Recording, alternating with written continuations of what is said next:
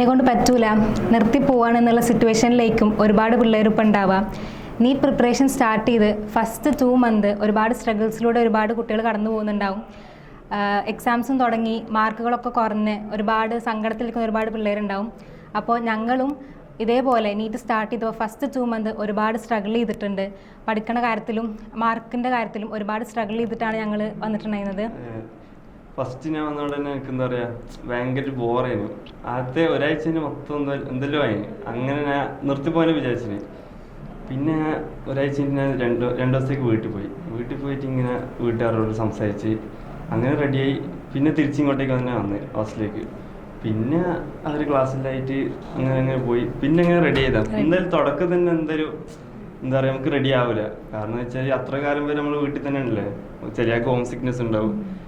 എനിക്ക് home sickness ഒന്നും ഉണ്ടായില്ല, പക്ഷേ ചിലക്ക് ഫുഡിന്റെ കാര്യത്തിലെല്ലാം ഉണ്ടാവും. പക്ഷെ അതെല്ലാം നമ്മള് അക്കോമഡേറ്റ് ചെയ്യാൻ. എനിക്കും അതുപോലെ തന്നെയായിരുന്നു. റിപ്പീറ്റ് ഫസ്റ്റ് +2 കഴിഞ്ഞിട്ട് ഒരു റിപ്പീറ്റിൻ്റെ സമയത്ത് വരുമ്പോൾ ഫസ്റ്റ് മന്ത് എന്താ ചെയ്യേണ്ടതെന്ന് അറിയില്ല, എങ്ങനെ പ്രിപ്പയർ ചെയ്യണം, എങ്ങനെ പഠിക്കേണ്ട അറിയില്ല. അപ്പോൾ കൂടെയുള്ള എല്ലാവരും പഠിക്കുന്ന കാണുമ്പോൾ നമുക്കും ഒരു ഇതായിരിക്കും. കാരണം അവർക്ക് സ്കോറിന് നമുക്ക് മാർക്കില്ല, നമ്മളിവിടെ എത്തുന്നില്ല എന്നുള്ളൊരു കൺഫ്യൂഷനിലേക്ക് ഉണ്ടാവുക. അപ്പോൾ റിപ്പീറ്റിൻ്റെ ടൈമിലൊക്കെ ഫസ്റ്റ് 2 മന്ത് ഭയങ്കര പ്രശ്നമായിരുന്നു. സ്കോറൊന്നും തീരെ കയറാതെ നിൽക്കും, ബേസ് ഉണ്ടാവില്ല. അപ്പോൾ നമുക്ക് അങ്ങനെ എത്ര ഫിസിക്സൊക്കെ എത്ര ക്വസ്റ്റ്യൻ ചെയ്താലും പ്രോബ്ലം ചെയ്താലും അങ്ങനെ ഫിസിക്സിലൊന്നും തന്നെ മാർക്ക് കയറാത്തൊരു സിറ്റുവേഷനിൽ ആയിരുന്നു ഞാൻ സ്റ്റാർട്ടിങ്. പിന്നെ റെഡി ആയിക്കോളൂ. ഇങ്ങനെ എന്താ പറയുക, ക്ലാസ്സിലും കേട്ട് ചോദ്യം ചെയ്ത് എന്തായാലും ഫസ്റ്റ് തന്നെ നമുക്ക് വലിയ മാർക്കൊന്നും കിട്ടുകയും ചെയ്യില്ല. ഗ്രാജുവൽ ഇൻക്രീസ് എന്താ പറയുക, തുടക്കുന്നതിന് ഡൗൺ ആയിരിക്കും. പിന്നെ എക്സാമിൽ എഴുതി ടീച്ചറെ ഡൗട്ടിലും ചോദിച്ച് അങ്ങനെ റെഡി ആയി തന്നെ അല്ലേ. പിന്നെ അതാണ് റിപ്പീറ്റ് ചെയ്യുന്ന കുട്ടികളോട് പറയാനുള്ളത്. അതാണ് ആക്ച്വലി ശരിക്കും ഫസ്റ്റ് 2 മന്ത് അങ്ങനെയും മാർക്ക് കുറയുമ്പോൾ നിർത്തി പോവാന്നുള്ളൊരു സിറ്റുവേഷനിലേക്കും കൂടുതൽ കുട്ടികൾ നിൽക്കുന്നുണ്ടാവുക. ഇനി ഇതൊന്നും വേണ്ട, വേറെ വല്ല കോഴ്സിനും പോവുക. കാരണം അവർക്ക് ഇതിനെക്കുറിച്ച് കൂടുതൽ അറിയാത്തതുകൊണ്ടായിരിക്കും, അതിന് കറക്റ്റ് മെൻറ്റർഷിപ്പ് ഒന്നും കിട്ടാത്തതുകൊണ്ടായിരിക്കും അങ്ങനെ ഒരു ഡിസിഷൻ പോലും എടുക്കുന്നുണ്ടാവുക. അപ്പോൾ അവരോട് എന്താ പറയുക വെച്ചാൽ ഫസ്റ്റ് 2 മന്ത് നമ്മൾ എത്ര സ്ട്രഗിൾ ചെയ്താലും ലാസ്റ്റുള്ള റിസൾട്ടാണല്ലോ നമുക്ക് വേണ്ടത്. അപ്പോൾ ഫസ്റ്റ് 2 മന്ത് നമ്മൾ മാക്സിമം എത്ര പേഷ്യൻസോടെ നിൽക്കാൻ പറ്റും അത്രയും പേഷ്യൻ്റായി നിൽക്കുക. നമ്മുടെ മാക്സിമം വർക്ക് കൊടുത്തുകൊണ്ടേ ഇരിക്കുക. നമ്മളിങ്ങനെ ഒരു മാർക്ക് കുറയുമ്പോൾ അങ്ങനെ തളർന്ന് അതൊന്നും ചെയ്യാതെ അടുത്തത് പിന്നെയും പഠിച്ചുകൊണ്ടിരിക്കുക. നമുക്ക് എന്തായാലും ഫൈനൽ റിസൾട്ടാണല്ലോ നമുക്ക് വേണ്ടത്. അപ്പോൾ അതിന് വേണ്ടിയിട്ട് നന്നായിട്ട് പ്രിപ്പയർ ചെയ്യുക. അതാണ് പറയാനുള്ളത്. പിന്നെ ഇനിയിപ്പോൾ റിപ്പീറ്റ് ചെയ്തിട്ട് നല്ല സ്കോറൊക്കെ കിട്ടി അത്യാവശ്യം അങ്ങനെ ഒരു ബോർഡറിൽ നിൽക്കുന്ന ആൾക്കാരൊക്കെ ഇനി റിപ്പീറ്റ് ചെയ്യുന്ന ഓപ്ഷനിലേക്ക് കയറുമ്പോൾ ഫസ്റ്റ് 2 മന്ത് ഓൽക്കും സ്ട്രഗിൾ ഉണ്ടാവുമല്ലോ. നമ്മൾ റിപ്പീറ്റ് ചെയ്തിട്ട് പിന്നെ ചെയ്യുമ്പോൾ കാരണം നമുക്ക് കിട്ടിയില്ലല്ലോ എന്നുള്ള സങ്കടം അങ്ങനെയൊക്കെ വരുമ്പോൾ ഭയങ്കര പ്രശ്നമായിരിക്കും. അപ്പോൾ അവരോട് എന്താ പറയാനുള്ളത്? അവരോട് എന്താ പറയുന്നത് വെച്ചാൽ പിടിച്ചിക്കുക. ആദ്യം 2 ദിവസം എന്തായാലും ഉണ്ടാവും, എല്ലാവർക്കും ഉണ്ടാവും. ഇപ്പോൾ റിപ്പീറ്റേഴ്സ് ആയാലും സൂപ്പർ റിപ്പീറ്റേഴ്സ് ആയാലും എന്തായാലും തുടക്കം ഒരു സ്ട്രഗിൾ ഉണ്ടാവും. അതെല്ലാം നമ്മൾ ഫേസ് ചെയ്യുക. കാരണം ഇതിപ്പോൾ എന്താ പറയുക, നീറ്റിലും കിട്ടിയാൽ വേറെ തന്നെ ഒരു ഇതാണ്. എന്താ പറയുക, ഒരു വലിയ പ്രൊഫഷനിലേക്ക് എത്തുമ്പോൾ ഈ സ്ട്രഗിളെല്ലാം നമുക്ക് വേണം. കാരണം വെച്ചാൽ എന്താ പറയുക, MBBS എന്തായാലും ഒരു 5 കൊല്ലത്തെ ഒരു ഇതാണ്. അപ്പോൾ എന്താ പറയുക, അതിൻ്റെ ഒരു പ്രാക്ടീസ് ആയിട്ട് എടുക്കുക. സങ്കടപ്പെടാതിരിക്കാൻ എന്തുകൊണ്ട് കിട്ടിയില്ല എന്ന് ആലോചിച്ച് സങ്കടപ്പെടരുതേ. വേറൊരു നല്ലൊരു റിസൾട്ടിന് വേണ്ടിയിട്ടാണ് നമ്മളൊരു വർഷം കൂടി കഷ്ടപ്പെടുന്നുണ്ടാവുക.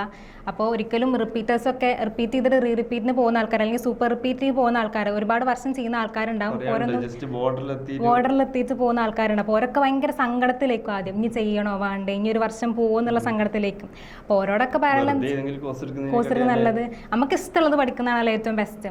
നമ്മൾ വേറെ ഏതെങ്കിലും ഒരു കോഴ്സിന് പോയിട്ട് പിന്നെ നമ്മളിത് റിഗ്രറ്റ് ചെയ്ത് ബാക്ക് വരേണ്ട ആവശ്യമില്ലല്ലോ. നമുക്ക് ഏതാണോ ബെസ്റ്റ്, നമുക്ക് MBBS ആണ് ബെസ്റ്റ് എങ്കിൽ അതാണ് നമ്മൾ ചൂസ് ചെയ്യുക. അതിന് വേണ്ടി ഒരു വർഷം വേസ്റ്റ് ചെയ്യുന്ന ഒരിക്കലും ഒരു നഷ്ടമാവും എനിക്ക് തോന്നുന്നില്ല. നമുക്ക് ഇഷ്ടപ്പെട്ട രീതിയിൽ ജീവിക്കുക എന്നുള്ളതാണല്ലോ. അപ്പോൾ അതിന് വേണ്ടി ഒരു വർഷമെങ്കിൽ ആ ഒരു വർഷം നമ്മൾ മാക്സിമം കൊടുക്കാൻ വേണ്ടി ശ്രമിക്കാം.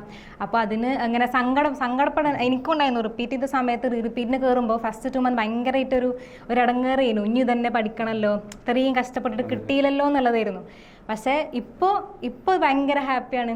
ഇപ്പം ആ ഒരു കുറച്ച് മാസങ്ങൾ സ്ട്രഗിൾ ചെയ്തെങ്കിലും അന്ന് കയറിയില്ലെങ്കിൽ ശരിക്കും ഇപ്പം ഇങ്ങനെ എത്താൻ പറ്റുന്ന ഒരിക്കലും വിചാരിച്ചില്ല. നമ്മൾ ഏതെങ്കിലും ഒരു അല്ലെങ്കിൽ സെൽഫ് ഫിനാൻസിങ് ഒക്കെ പോകുമ്പോൾ അതിൽ നമുക്ക് ഇഷ്ടപ്പെട്ട രീതിയിൽ നമുക്കൊരു ഗവൺമെൻറ് സീറ്റാണല്ലോ നമുക്ക് ആഗ്രഹം. അതാകുമ്പോൾ നമ്മൾ ഇഷ്ടപ്പെട്ട രീതിയിൽ നമുക്ക് ജീവിക്കാനും പഠിക്കാനൊക്കെ പറ്റുമല്ലോ. അപ്പോൾ അതാണ് അതിൻ്റെ മെയിൻ എന്നുള്ളത്. അപ്പോൾ ഈ റിപ്പീറ്റ് ചെയ്യുന്ന ആൾക്കാരോടൊക്കെ പറയാനുള്ളത്, നല്ലൊരു ഇതിന് വേണ്ടിയിട്ടേക്കും നമ്മളൊരു വർഷം നമ്മളിതിന് സ്പെൻഡ് ചെയ്യുമെന്ന് വിചാരിക്കുക. നമുക്ക് നല്ലൊരു റിസൾട്ട് കിട്ടാൻ വേണ്ടിയിട്ടേക്കും എപ്പോഴും ഹോപ്പ് ഉണ്ടായിരിക്കുക. നമുക്ക് നല്ല റിസൾട്ട് കിട്ടും, നമ്മളെ കൊണ്ട് പറ്റും എന്നുള്ളൊരു വിശ്വാസം, സെൽഫ് ബിലീഫ് അത് നല്ല വേണം. നമ്മൾ എത്ര സ്ട്രഗിൾ ചെയ്താലും നമ്മൾ എത്രത്തോളം ചെയ്തു ഹാർഡ് വർക്ക് കിട്ടും അതിനുള്ളത് തിരിച്ചു കിട്ടുന്നുള്ളൊരു വിശ്വാസം നമുക്ക് എപ്പോഴും മനസ്സിൽ വേണം. പിന്നെ എപ്പോഴും ഒരു ഹോപ്പ് കൊടുക്കുക, എപ്പോഴും പേഷ്യൻ്റ് ആയിട്ട് ഇരിക്കുക. എത്ര മാർക്ക് കുറഞ്ഞാലും സങ്കടം ഉണ്ടാവും, മാർക്ക് എത്തിയില്ല കിട്ടൂല, അങ്ങനെ കുറെ ഒരുപാട് നല്ല എന്തായാലും അവര് ഒരു എഫേർട്ട് എടുക്കുന്നുണ്ടാവും. എന്തായാലും കിട്ടും, നമ്മൾ എവിടെയെങ്കിലും എത്തിപ്പെടും ലൈഫിൽ. നല്ലൊരു പ്രൊഫഷനിലേക്ക് നമ്മളെത്തി. നമ്മൾ ആഗ്രഹം എന്താണോ, ഇപ്പോൾ MBBS തന്നെ ആവണമെന്നില്ല, നമുക്ക് വേറെ എന്തെങ്കിലും ആഗ്രഹം ഉണ്ടെങ്കിലും ഇപ്പോൾ ഈ ഒരു എക്സാം ക്രാക്ക് ചെയ്യണമല്ലോ, ഈ ഒരു സ്കോറിൻ്റെ ബേസിലാണോ നമ്മൾ ഏത് പ്രൊഫഷനിലേക്കും കയറുന്നത്. അപ്പോൾ എന്താണോ നമ്മൾ ആഗ്രഹം അതിലേക്ക് നമ്മൾ എത്തിപ്പെടും. അതിന് വേണ്ടിയിട്ട് ഒരു വർഷം നമ്മൾ മാക്സിമം നമ്മൾ കൊടുക്കാൻ വേണ്ടി ശ്രമിക്കണം. അപ്പോൾ നമുക്ക് നല്ല റിസൾട്ടിലേക്ക് എത്താൻ പറ്റും. അപ്പോൾ എന്തായാലും ഇങ്ങനെ നീറ്റിന് പ്രിപ്പയർ ചെയ്യുന്ന കുട്ടികൾ ഭയങ്കര ബോൾഡായിട്ട് ഇതിനെ നേരിടാൻ ശ്രമിക്കുക. ഇങ്ങനെ ഫസ്റ്റ് മാസങ്ങളൊക്കെ ഇങ്ങനെ വീട്ടിൽ പോകാനും അങ്ങനെ നിർത്തി പോകാന്നുള്ള ഡിസിഷനിലേക്ക് എത്താതെ നന്നായിട്ട് ചിന്തിക്കുക. നമ്മളൊരു ലൈഫിലൊരു വർഷമാണ്, അതെങ്ങനെ മുമ്പോട്ട് കൊണ്ടുപോകണം നിങ്ങളെ നന്നായിട്ട് ചിന്തിച്ചിട്ടൊരു തീരുമാനം എടുക്കുക. നിങ്ങൾ ഡിസിഷൻ എടുക്കണം. നിങ്ങളെ മനസ്സിലൊരു ഡിസിഷൻ വേണം, എന്തിന് വന്നു നമുക്ക് അതായിരിക്കണം നമ്മൾ. നല്ല സ്കോറിലേക്ക് എത്തി, നല്ല കോളേജിലും കിട്ടിയ ലൈഫ് അടിപൊളിയാണ് അതന്നെ. അപ്പോൾ എന്തായാലും മനസ്സിലൊരു ഡിസിഷൻ എടുക്കുക. നമുക്ക് എന്തിനു വന്നു എന്നുള്ളൊരു ഡിസിഷൻ എപ്പോഴും മനസ്സിലുണ്ടാവുക. അതായിരിക്കണം നമ്മളെപ്പോഴും മുമ്പോട്ട് കൊണ്ടുപോകേണ്ടത്. നിർത്തി പോകണമെന്ന് തോന്നുമ്പോഴും എന്തിനു വന്നു എന്നുള്ളൊരു ചോദ്യം നമ്മുടെ മനസ്സിലുണ്ടാകുമ്പോൾ നമുക്ക് ഒരിക്കലും അത് സ്റ്റോപ്പ് ചെയ്യാൻ കഴിയൂല. അപ്പോൾ എന്തായാലും നന്നായിട്ട് പ്രിപ്പയർ ചെയ്യുക. എല്ലാതും പേഷ്യൻ്റോടെ വെയിറ്റ് ചെയ്ത് നന്നായിട്ട് പ്രിപ്പയർ ചെയ്യുക.